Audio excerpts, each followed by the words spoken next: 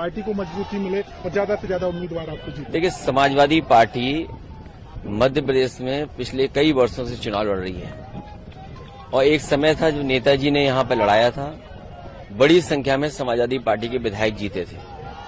पिछली बार भी समाजवादी पार्टी जब चुनाव लड़ी, हमारी पार्टी का एक विधायक चुना गया और कई जगह बहुत अच्छे पार्टी के प्रत्याशी लड़े हैं। हमें उम्मीद है कि आज हम पूर्व विधायक लक्ष्मण तिवारी जी के कार्यक्रम में शामिल होने आया हूं। ये समाजवादी पार्टी से जुड़े हैं, चुनाव लड़ेंगे और मध्य प्रदेश में समाजवादियों ने काम किया और जरूरत है समाजवादी विचारधारा की। गरीब, महिलाएं, आदिवासी, अल्पसंख्यक और जितने भी हमारे पिछड़े और अगड़े मिलकर के हैं, बीजेपी को जवाब देना चाहिए कि केवल मध्य प्रदेश की सरकार नहीं थी उनकी, दिल्ली में भी सरकार रही है। दिल्ली के 10 साल और मध्य प्रदेश की लगातार इतने सालों की सरकार में भी परिवर्तन दिखाई नहीं दे रहा है। आज अगर हम एनसीआरबी का आंकड़ा देखें, जो प्रदेश सरकार दिल्ली सरकार को देती है, महिलाओं के ऊपर अन्याय सबसे ज्यादा है, छोटी बेटियों के ऊपर सबसे ज्यादा अन्याय है। एक तरफ अगर लाडली योजना आप चला रहे हैं तो कहीं न कहीं आपको उनकी सुरक्षा की भावना कैसे पैदा हो उसके बारे में सोचना होगा। बड़े पैमाने पे बेरोजगारी बढ़ी है और लगातार बेरोजगार बढ़ रहे हैं, आंकड़ों में भी, जमीनी हकीकत में भी।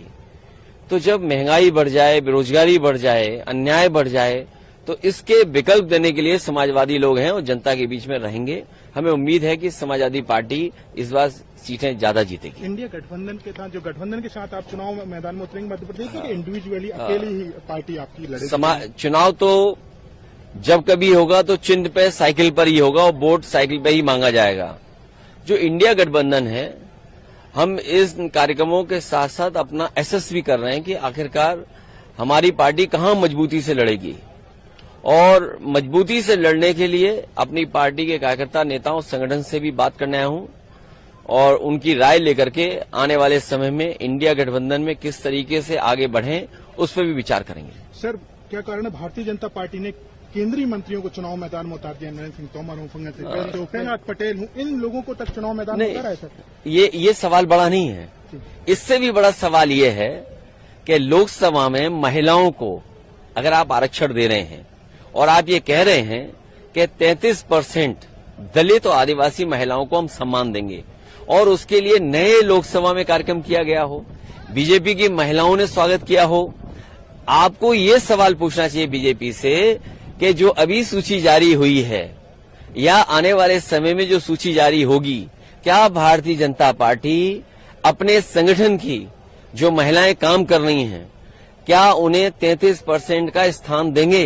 33% का स्थान अगर नहीं दे रहे हैं तो जो बिल लोकसभा में आप लेकर के आए हैं नई लोकसभा में, वो माताओं बहनों के साथ बहुत बड़ा धोखा है, क्योंकि ये बिल लागू नहीं होने वाला है। कम से कम बीजेपी अपने आचरण से, अपने जो टिकट वितरण हो रहा है उस प्रणाली से कम 33% महिलाओं को देकर के तो दिखाए।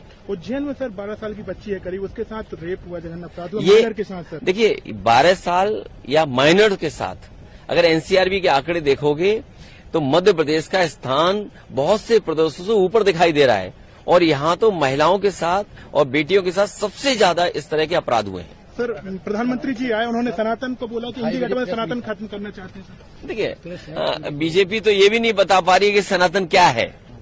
बीजेपी पहले ये तो बताए सनातन धर्म। लक्ष्मण तिवारी जी यहाँ खड़े हैं, पटेल जी खड़े हैं, हम खड़े हैं, क्या हम सनातनी नहीं है? बीजेपी ये समझती है कि बीजेपी को जो वोट दे रहा है वो सनातनी है और जो बीजेपी को वोट नहीं दे रहा वो सनातनी नहीं है। तो इसलिए ये बहस मत छेड़िए, इस बहस में हम बहुत लड़ चुके हैं यूपी में। ठीक है, धन्यवाद।